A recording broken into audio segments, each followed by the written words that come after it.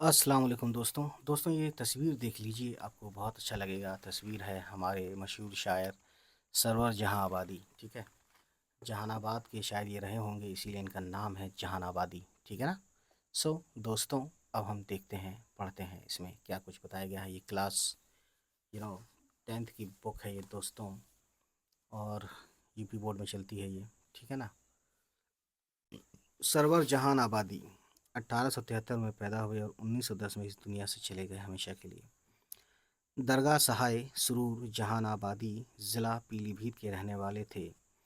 ولادت 1873 میں ہوئی، ٹھیک ہے نا، کافی پرانی بات ہے اس کا مطلب۔ سرور کے والد منشی پیارے لال کائست خاندان سے تھے، ٹھیک ہے نا، اور طبابت کرتے تھے۔ گھر میں فارسی اور اردو کا چرچا تھا۔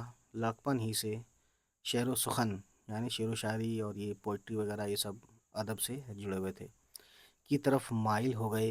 ادیب اور مخزن میں ان کا کلام نمایاں طور پر شائع ہوتا تھا۔ عین جوانی یعنی ایک دم جیسے ہی جوان ہوئے، ایسا کہہ سکتے ہیں۔ عین جوانی میں بیوی کا انتقال ہو گیا۔ 1 سال کا اکلوتا بیٹا تھا، وہ بھی داغ مفارقت دے گیا۔ ان صدمات کا ان کے دل و دماغ پر شدید اثر ہوا، یعنی دنیا سے چلا گیا وہ بھی۔ ہر وقت غم زدہ رہنے لگے۔ شراب کی لت پڑ گئی۔ یہ بڑی بری چیز ہے یار، شراب شراب شراب۔ بعد میں اس قدر پینے لگے کہ تندرستی بگڑ گئی۔ بالآخر 37 سال کی عمر میں اس دنیا سے رخصت ہو گئے، اور یہ اپنے آپ میں بہت افسوس کی بات ہے دوستوں، ٹھیک ہے۔ اسی لیے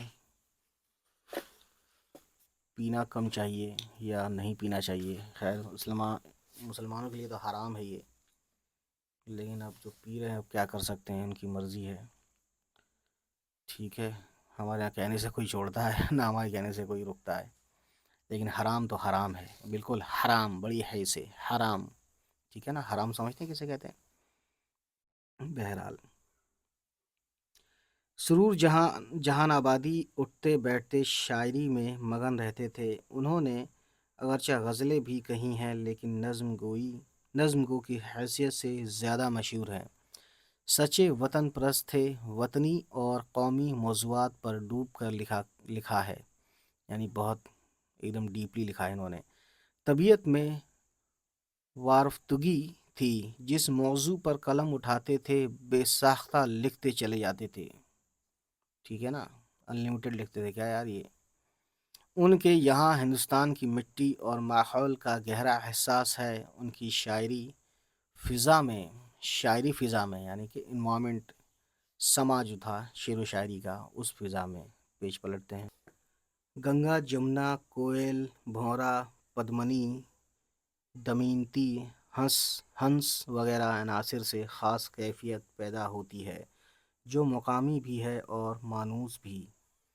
وہ وطن کا تصور ماں کی حیثیت سے کرتے ہیں۔ ان کی شاعری میں ایک تو ہندوستانی بو باس اور وطن سے محبت کی کیفیت ہے، یعنی یہ وطن اور وطن کی بات، یعنی وطن پرست تھے، ہے نا۔ دوسرے غمناکی کا تہ نشیں احساس ہے، جو گہری درد مندی میں ڈھل جاتا ہے۔ انہوں نے حسن فطرت پر بھی مؤثر نظمیں لکھی ہیں، یعنی نیچرس بیوٹی۔ انگریزی زیادہ نہیں جانتے تھے، لیکن ان کے بعض ترجمے کامیاب ہیں۔ جامع سرور اور خم خانہ سرور ان کے شاعری کے مجموعے ہیں۔ یہاں ان کی ایک نمائندہ نظم گلزار وطن کا منتخب حصہ پیش کیا گیا ہے، ٹھیک ہے۔ دوستوں، وہ نظم ہم نیکسٹ ٹائم پڑھیں گے، لیکن 2 لائن تو پڑھ ہی دیتے ہیں، 2 3 4 لائن، تاکہ آپ کو مزہ آئے۔ پھولوں کا کنج دلکش بھارت میں ایک بنائیں، حب وطن کے پودے اس میں نئے لگائیں۔ حب وطن یعنی وطن سے محبت۔ پھولوں میں جس چمن کے ہو بوئے جاں نثاری، حب وطن کے قلمیں ہم اس چمن سے لائیں۔ تو بہرحال دوستوں، گلزار وطن یہ نظم ہم نیکسٹ ٹائم پڑھیں گے، جو کہ سرور جہان آبادی نے لکھی تھی، ٹھیک ہے نا۔ سرور جہان آبادی بہت ہی فیمس شاعر رہے ہیں نظم میں، تو سمجھ سکتے ہیں آپ۔ چلیے دوستوں، آج کی کہانی ہماری اتنی ہی، تو یہ ہمارا میسجوا پڑھ لیجئے، ٹھیک ہے نا۔ چلیے دوستوں، ملتے ہیں، بائے بائے، ٹیک کیئر، خدا حافظ۔ خدا خے سے بولتے ہیں، خدا، خدا نہیں، خدا کوئی مٹی تھوڑی کھود رہی ہے، خدا، خے، خے حلق سے اسٹریس دینا آپ کو، ٹھیک ہے۔ چلیے، خدا حافظ۔